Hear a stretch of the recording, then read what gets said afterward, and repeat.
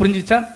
இப்போ நான் வேகமாக செய்ய வேண்டியதை ஸ்லோவாகவும் செய்யக்கூடாது, ஸ்லோவாக செய்ய வேண்டியதை நான் வேகமாகவும் செய்யக்கூடாது, செய்யக்கூடாத விஷயத்தை செஞ்சிடவும் கூடாது, செய்ய வேண்டிய விஷயத்தை செய்யாமல் இருந்துடவும் கூடாது. லேலுயா, ஓரளவுக்கு புரியுதா?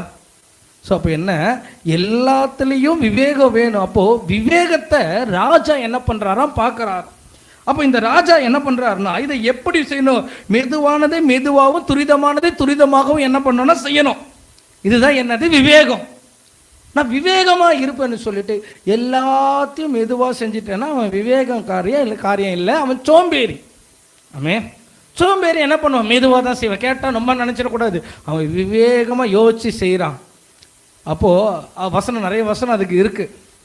சோம்பேறி என்ன பண்ணுவான், தன் வேட்டையாடி பிடித்ததை சமைப்பதில்லை, அது விவேகம் இல்லை, அது சோம்பேறி தானோ.